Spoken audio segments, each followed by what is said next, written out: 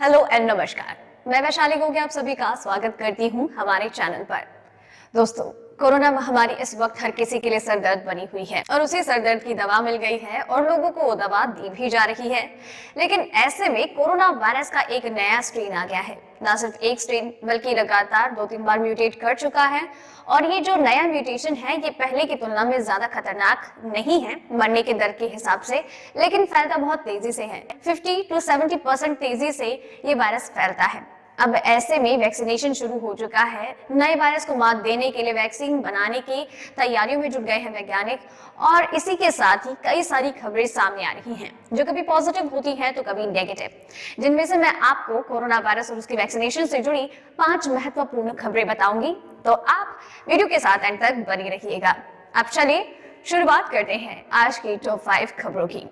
दोस्तों, पहली update corona cases को लेकर है। भारत में पिछले 24 घंटे में सामने आए 13,083 नए मामले, 14,808 मरीज हुए रिकवर। जी हाँ दोस्तों, भारत समेत दुनिया भर के 108 देश कोरोना महामारी के खिलाफ एक जंग लड़ रहे हैं। जहां पर वैक्सीनेशन शुरू हो गया है तो साथ ही साथ कोरोना वायरस के सामने आने वाले केसेस की संख्या में भी काफी गिरावट आ रही है। अब ऐसे में भारत में पिछले 24 घंटे में 13,083 नए केस सामने आए हैं, जिसके बाद कुल संक्रमितों की संख्या 1,07,33,131 हो गई है। तो वहीं पिछले 24 घंटे में 14,808 मरीज इस वायरस से रिकवर भी हुए हैं और रिकवरी रेट की बात की जाए तो 101 करोड़ से ज्यादा मरीज इस वायरस को मात देकर अपने घर लौट चुके हैं। तो वहीं अभी तक 1,54,147 लोगों की कोरोना वायरस की वजह से जान जा चुकी है। मृत्यु दर भारत में 1.44% है, तो वही रिकवरी रेट 96.96% है और इस वक्त एक्टिव कोरोना केसेस की बात की जाए तो उनकी संख्या 1,69,824 है। अब चलिए दूसरी अपडेट की बात करते हैं। कोरोना वैक्सीन की दूसरी डोज लगने के बाद ही होगी एंटीबॉडी की जांच। कोरोना की वैक्सीन लगने के बाद शरीर में कोरोना वायरस को हराने के लिए एंटीबॉडीज बन जाएगी, जो कि कोरोना वायरस को मात देने के लिए काफी होगी। लेकिन ये एंटीबॉडीज बनेंगी तब जब दोनों वैक्सीन की डोज लग जाएगी और पहली वैक्सीन लगने के 28 दिन के बाद ही दूसरी डोज लगनी अनिवार्य होती है और इसके बाद जब दूसरी डोज लग जाएगी तभी एंटीबॉडीज की जांच की जाएगी। पहले चरण में सरकारी और निजी अस्पतालों के 18,901 कर्मियों को कोरोना की वैक्सीन लगवाई जाएगी। 16 जनवरी यानी कि वैक्सीनेशन के पहले दिन 391 कर्मियों को कोरोना की वैक्सीन लगाई गई थी। इसके बाद यानी कि 28 दिन के बाद 15 फरवरी को इसकी दूसरी डोज लगाई जाएगी और जैसे ही वैक्सीनेशन की दूसरी डोज पूरी होगी तो 14 दिन के बाद उन कर्मियों के शरीर में एंटीबॉडीज बनने की प्रक्रिया शुरू हो जाएगी। अब ऐसे में एक एक्सपर्ट ने कहा है कि वैक्सीनेशन के बाद यानी दोनों डोज मिलने के बाद जब एंटीबॉडीज बन जाएगी तो उनमें से कुछ ही कर्मियों के शरीर में एंटीबॉडीज की जांच की जाएगी कि कितनी एंटीबॉडीज उनके शरीर में निर्मित हुई है कोरोना वायरस को मात देने के लिए। तीसरी अपडेट, फरवरी के पहले हफ्ते से लगेगा फ्रंटलाइन वर्कर्स को टीका।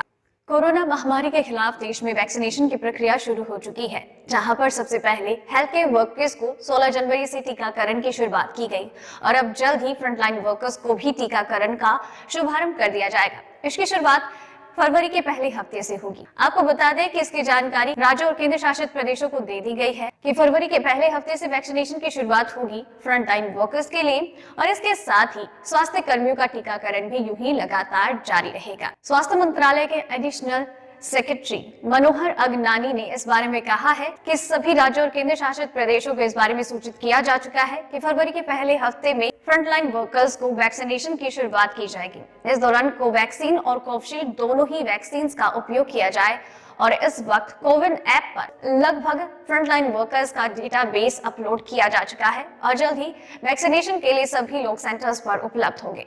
चौथी अपडेट, सीरम इंस्टीट्यूट ने भारत में नोवावैक्स की क्लिनिकल ट्रायल के लिए मांगी भारत सरकार से अनुमति।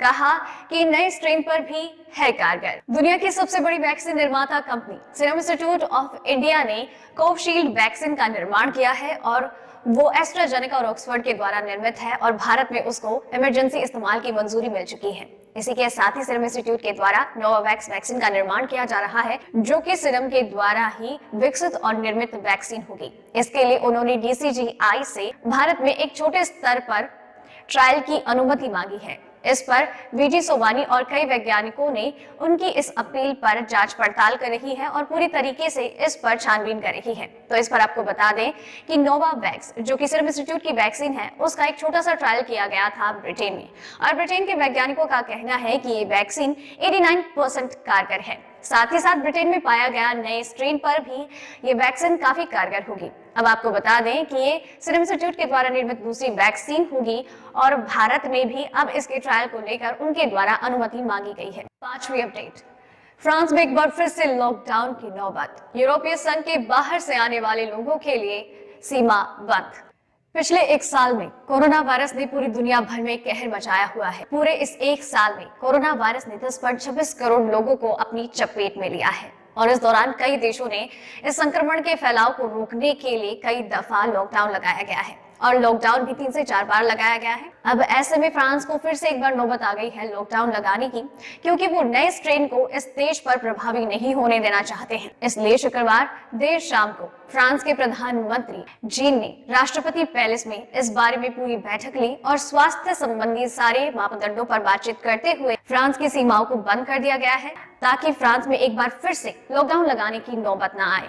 तो दोस्तों, ये थी आज की टॉप 5 खबरें। उम्मीद करती हूँ आपको पसंद आई होगी और आपके लिए इसी तरीके से हर बार हर रोज रात 8 बजे कोरोना वायरस और उसकी वैक्सीनेशन से जुड़ी 5 महत्वपूर्ण खबरें लेकर आती रहूंगी।